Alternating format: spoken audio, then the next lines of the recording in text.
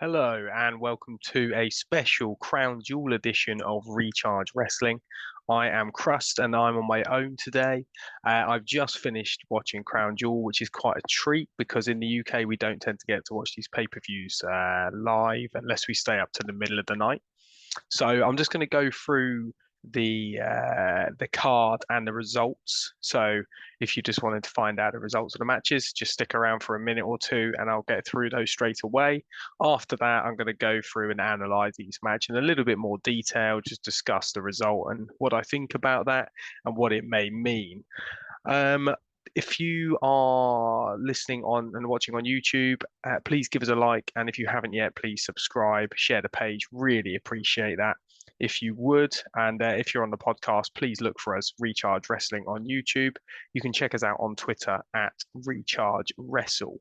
So let's get straight into the results. I'm going to go through them in the order um, that they were on the show. So we opened with a big match of Brock Lesnar versus Bobby Lashley, which resulted in Brock Lesnar winning.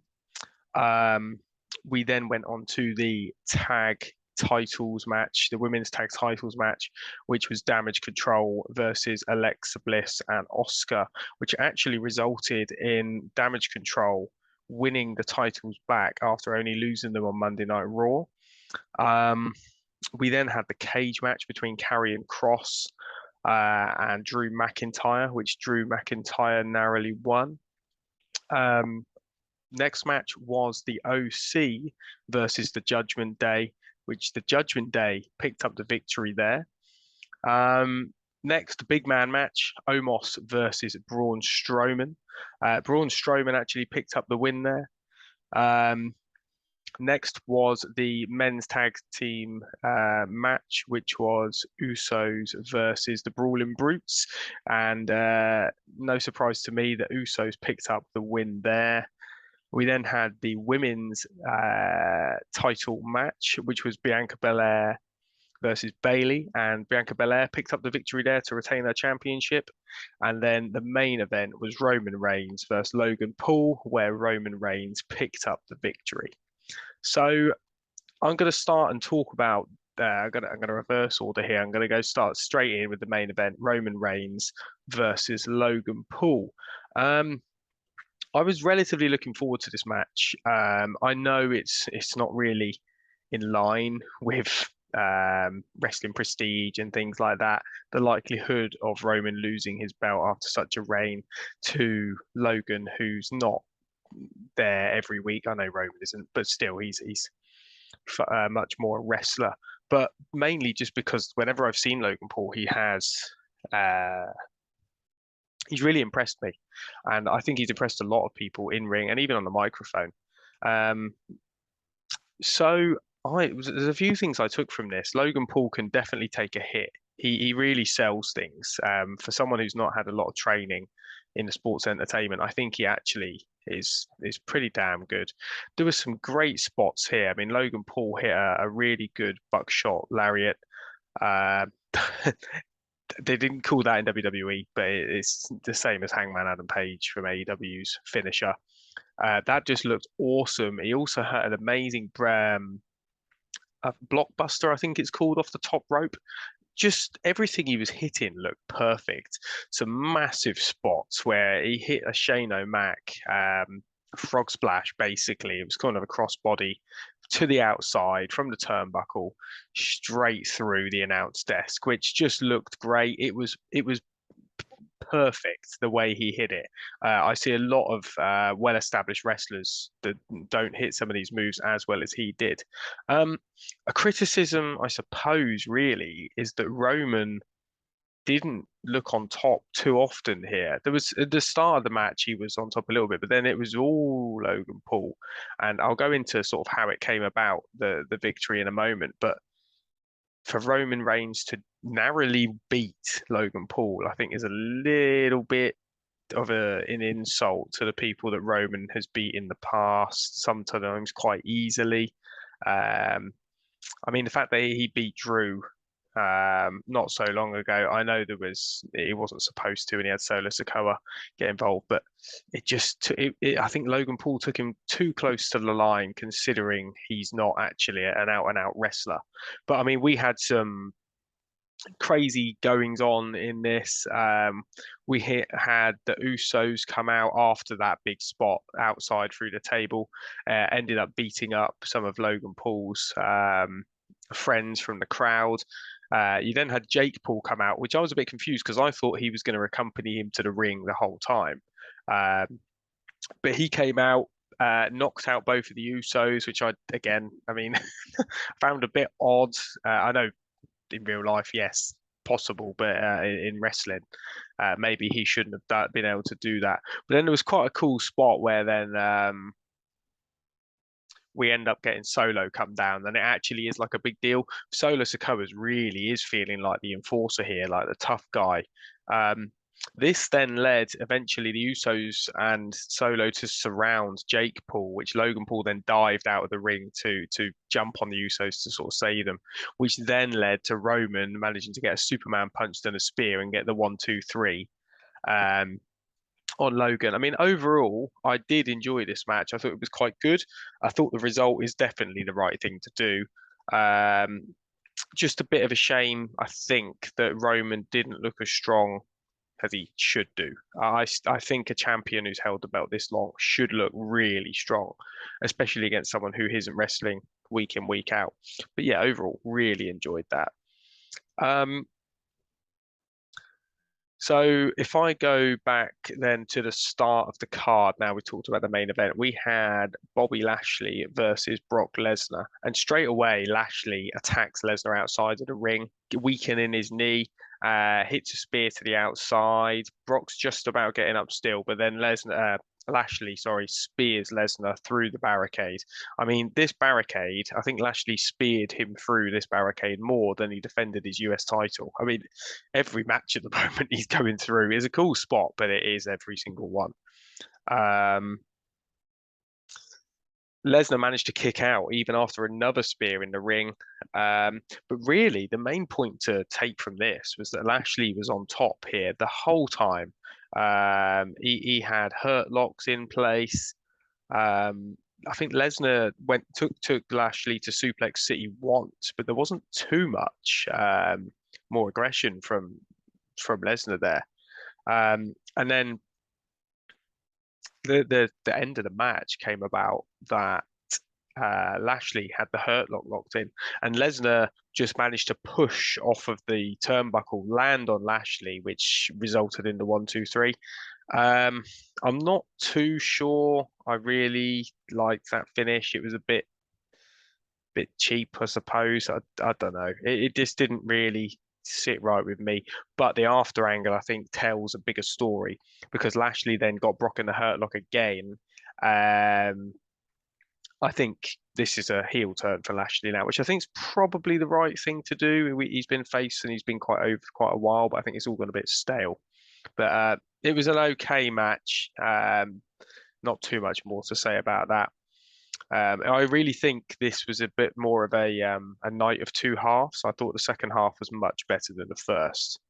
The next match on the card was Damage Control versus Alexa and Oscar for the tag championships.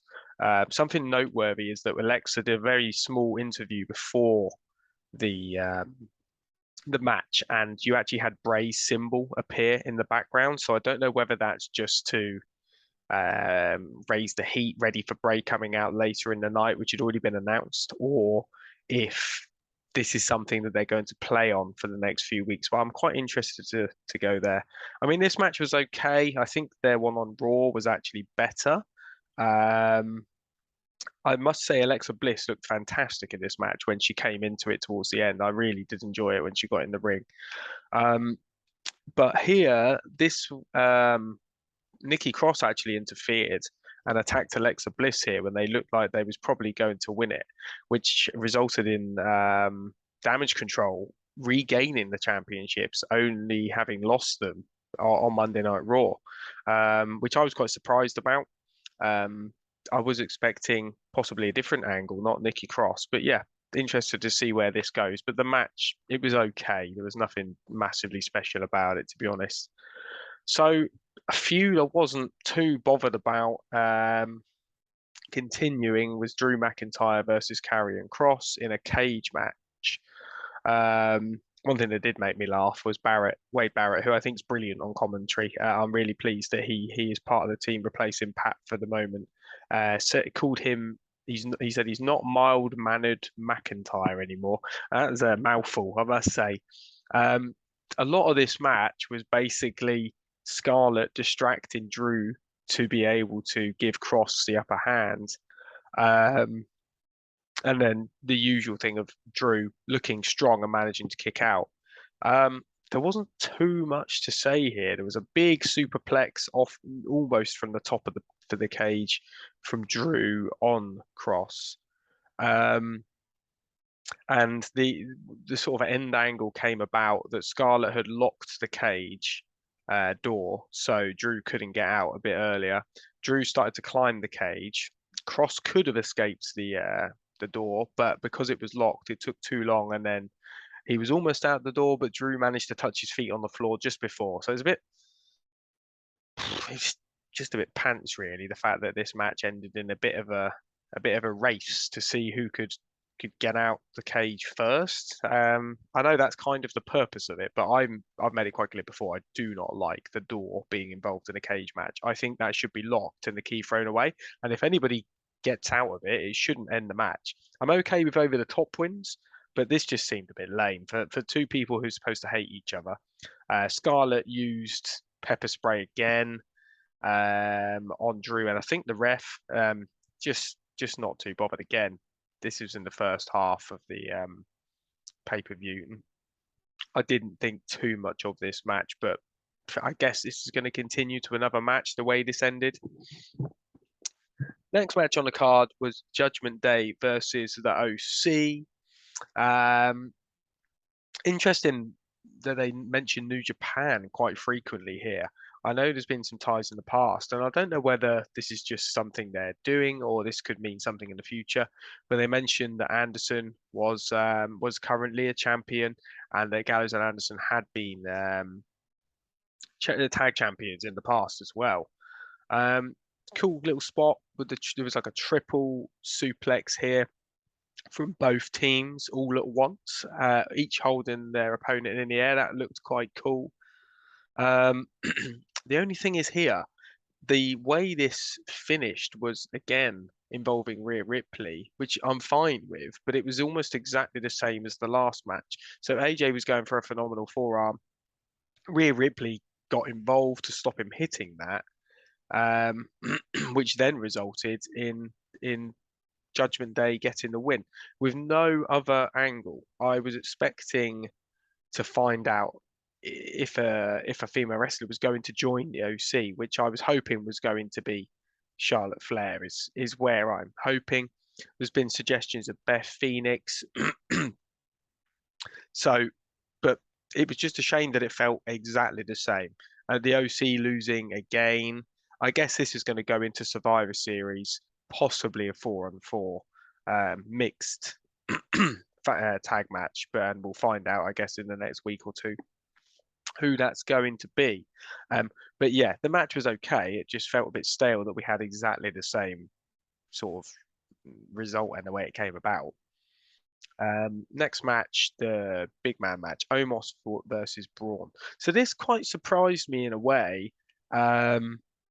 Omos dominated Braun for the majority of this match, really showing his strength as well. I mean, Braun is a big man. I think he's around 300 pounds, and Omos was picking him up. I know he's a huge guy himself, but the way he was picking him up was throwing him around like a rag doll. It was incredible. I was actually really invested in this match. Just the way they did it, it just seemed the fact that Braun was really struggling, and he didn't really get any offense in apart from a few punches until right at the end, where Omos goes for a splash in the corner and Braun manages to catch him and hit his power slam, and that did it 1, 2, 3, which I think is fine because he's so heavy, so big. I think that being slammed like that should take somebody massive like that out. I don't know if that's it, but Omos doesn't look weak, so I don't think they're planning on moving him away or anything like that. But Braun then wins, carries on his momentum to do whatever he's going to do. Um, the men's tag team. Sorry, my voice is going here, and I haven't got a drink. um, Usos versus the Brawling Brutes tag title match. I this straight away, bang, come really fast, Butch straight at the Usos. And the Usos actually said, "Sod this, I'm walking off with my belts. We can't lose them if we just walk away." Um, Straight away, but then Butch stops them doing that. Lots of near falls here. Um, Brawling Brutes nearly won quite often. I mean, here it was relatively obvious, I think, that the Usos were going to win because they've already announced that they're going to face New Day to almost try and prevent Usos from beating the New Day's record. So we're doing quite strange if they lost here. The finish was pretty awesome, to be honest. They hit like a super 1D off the top, um, down to day one-ish. Love the Usos. Really enjoying the Brawling Brutes as well, actually. This was a great match. Really enjoyed this one. And possibly what I would give match of the night, actually, surprisingly, maybe is Bailey versus Bianca Belair. I didn't anticipate much from this because I think some of Bailey's last matches that they were okay, but wasn't absolutely fantastic. But this stood out. So this was a last woman standing match. Really enjoyed this. There was a lot of weapon use. You had a spot where Belair threw a chair at Bailey, who was on the top rope. So also nice to see the face using the weapons. Excuse me, but yeah, nice to see the face and the heel using the weapons here. There was some savage moves sort of on the entrance ramp. Bailey actually got a golf cart and drove it onto the stage. Some of this looked a bit crap where they were like driving at each other and then sort of slowed down, but they were actually fighting on top of the roof of the golf cart, which I was a bit worried was going to collapse. This was quite a cool spot. Can't say I've seen this before, not for a long time anyway. A spot that went a little bit wrong was Bianca driven down the ramp with Bailey on top of the golf cart, which was quite cool. And then she was supposed to throw her through the table, but Bailey didn't actually break the table, so she bounced off and hit the floor with quite a nasty thud, which mustn't have been too nice. But then it prompted Bianca to then powerbomb her through the table, I guess, to give the effect of she's worn out and ready to be finished off. And the after angle, not the after angle, sorry, the end of this match was pretty unique, I guess. I quite liked it. Sometimes these look crap, but actually I thought this worked quite well and did look relatively realistic, in the fact that Bianca put Bailey between a ladder and then sort of sandwiched her between it and forced the end of the ladder underneath the turnbuckles. So Bailey couldn't move the ladder. And sometimes you think, well, you could do this or that, but actually you'd quite struggle to get out of this predicament.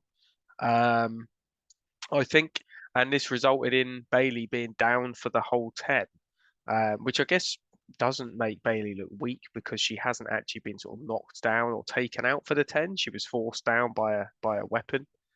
Um, the only thing I'm a little bit disappointed with, I guess. Well, so yeah, Belair gets the win there.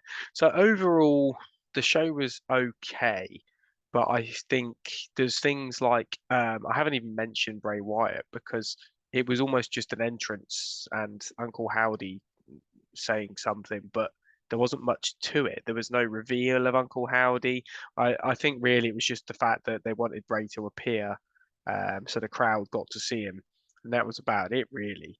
Um, there wasn't as much as you had like Nikki Cross get involved. I was anticipating a big reveal. I know we could be a bit spoiled lately with Triple H with surprises and things like that, but I think this would have been a great show to either reveal who's going to join the OC in the fight against Rhea and the Judgment Day.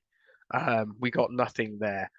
We got Nikki Cross interfering with the women's tag title match, but I was adamant we were going to possibly get Sasha Banks and Naomi returning or something like that. It makes me also that match actually also makes me feel that the only reason that Judge Damage Control lost the belts on Monday Night Raw is just so they had one title change because they didn't intend on doing it. Just felt a bit lackluster. And then again with the Bailey Belair match, I wasn't sure whether we'd have had something go on there because nothing happened in the other two.